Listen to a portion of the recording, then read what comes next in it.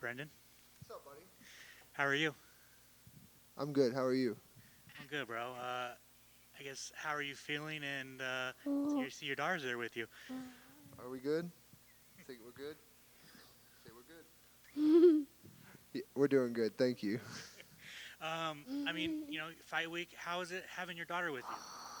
It's pretty cool, man. It's great to have her here. She's been around fighting her whole life. Literally, when she was born, the next week we were in Milwaukee training for a fight. So, this is nothing new to her as far as the fight itself.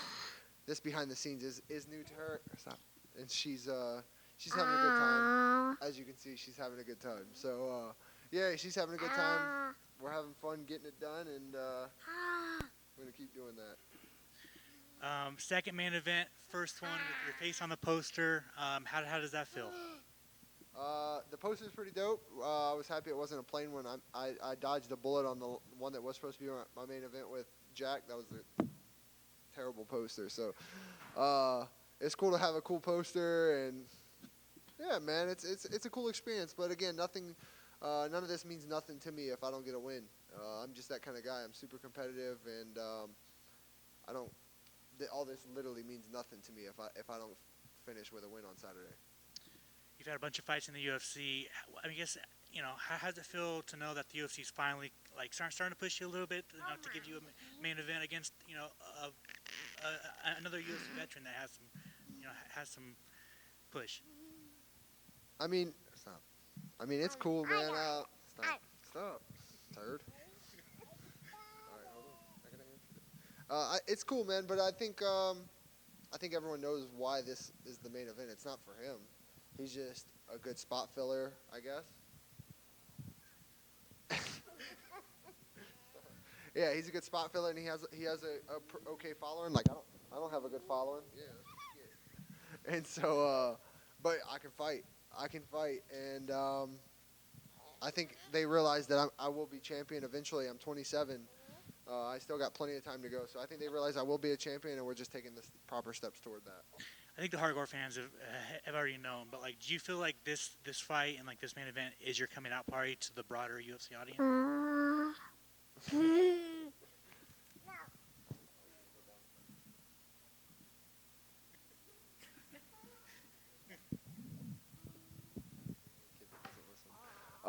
Yeah, I definitely feel that way. I definitely think, at least I hope so.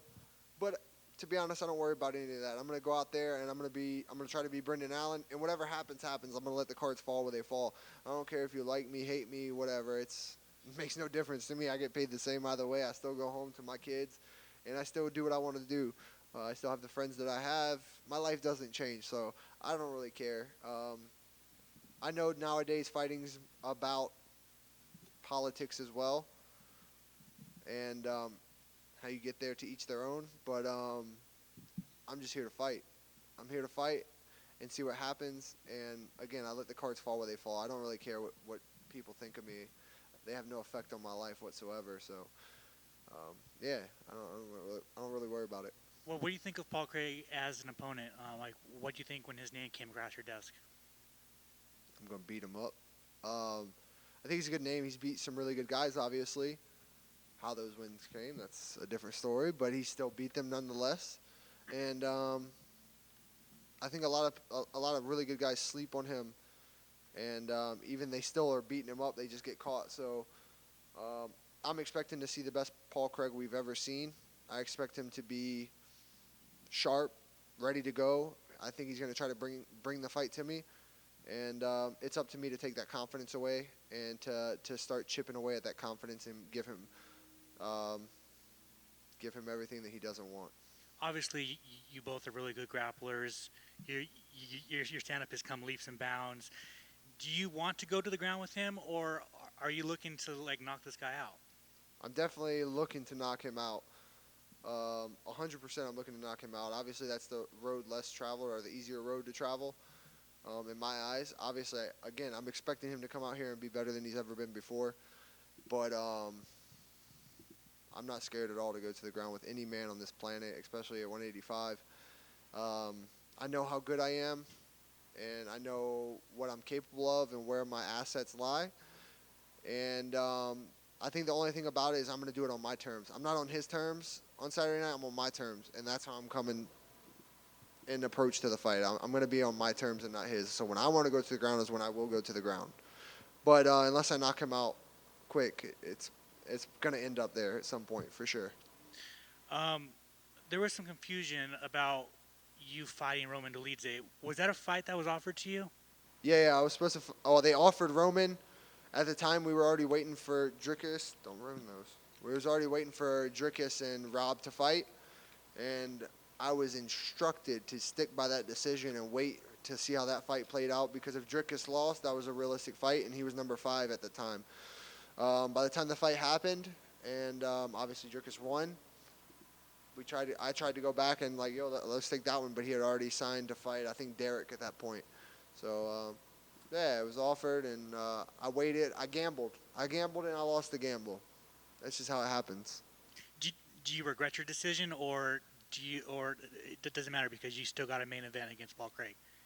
I always want the tougher guy, so I regret not taking it in that aspect. But I also, what if it would have followed through and I would have got that Dricus fight? You know what I'm saying? Then I couldn't be. So it happens for a reason. Everything happens for a reason. It is what it is. If it's meant to be, we're still gonna fight at some point down the road anyway. And that's how I feel, man. I'm not really stuck on it like shoulda, woulda, coulda at this time. But everything's all right. Life is good, and I'm focused on Paul and going out there and getting the job done on Saturday night.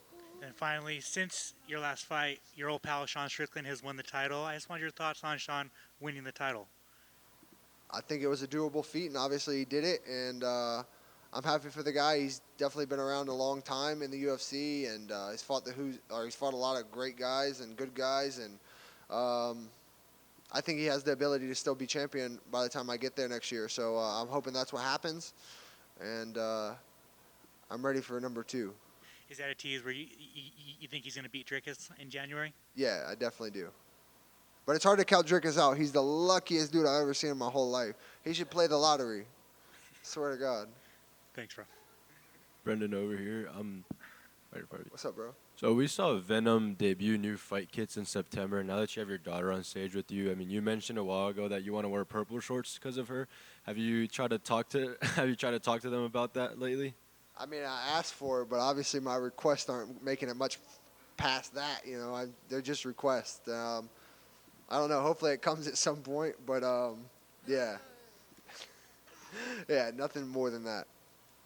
And obviously full focus on Paul Craig, but when you see the rest of the guys in this 185 division, I mean, any other names stick out to you?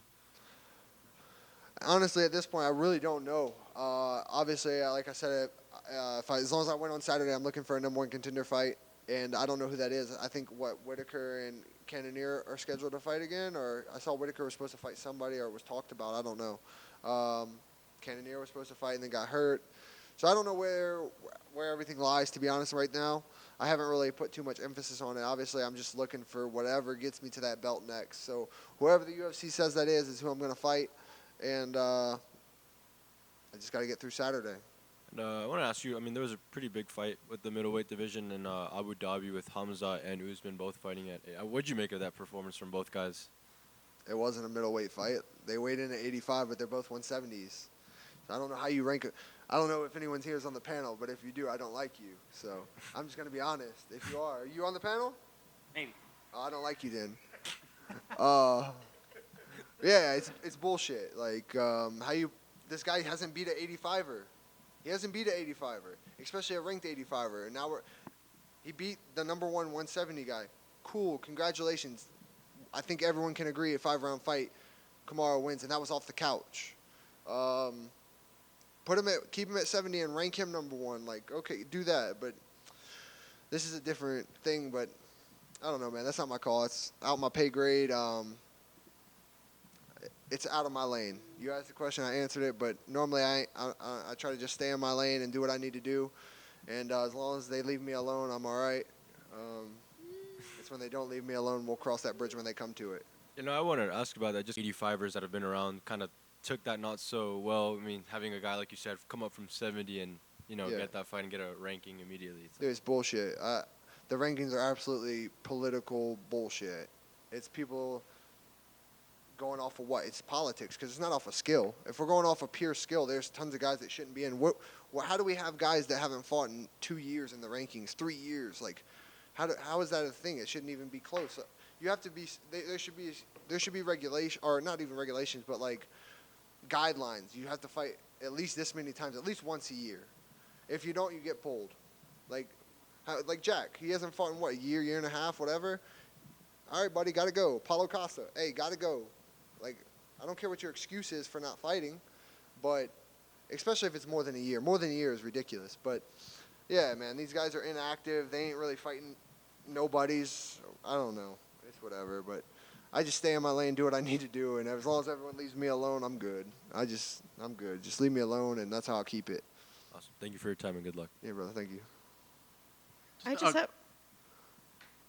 just have one for your daughter. Can she tell me, is your daddy going to win his fight? Yes or no? Is Daddy gonna win or no? Is Daddy gonna win yet? Say yes. Yes. Thank you. Nah, bro. If you're on that ranking panel, don't even ask that question. Don't ask that question. It's a fun one. Yeah, but are you on that panel? Yes. Oh, you're off. You're off. That panel's shit, bro. Sorry. Just the psychology, please. I've seen Tito Trinidad walk out with his son on his shoulders. Canelo Alvarez has his daughter when he does media. How does your children, do they kind of reset you, kind of just disconnect you from like I'm a dad right now. Like, I'll do the questions, I'll do the media stuff, I'll do the pictures, I'll do the promos, but let me remember what matters.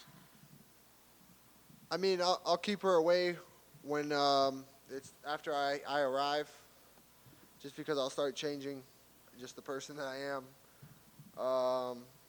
But other than that, outside of that, my goal is to keep my mind as far away from the fight as possible. I don't want to think about it whatsoever. So I have her, I have my boys with me, and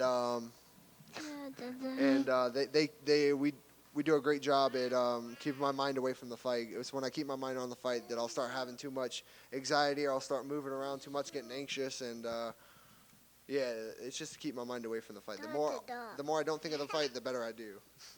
And we saw you walk in with some mean guys. We saw body bags over here. Like, how awesome is it to surround yourself with people who just have that same goal. Reach the top, ASAP, let's get it. Yeah, man. Me and Joe met like a year or so ago, and he has the same outlooks that I do. We share a lot of similar views. He's young, he's hungry. I'm young, I'm hungry. I think we bring different things to the table to where we balance each other out and can help lift each other up. And obviously, I'm just a little bit ahead of him in the career, but he's doing great. Like, look at what he's doing. So, yeah, I'm happy to have him and his energy and his knowledge here. And we just look to be champions. We both look to be champions. So hopefully I can go out there and reach a champion, defend it a couple times, and hopefully I can just pass it off to him when it'll be about his time. Awesome. Once your champion rankings meet. Yeah, exactly. Good luck on Saturday, you guys. Thank you. All right, say bye. Say thank you. Say thank you. You gotta go. Say thank you.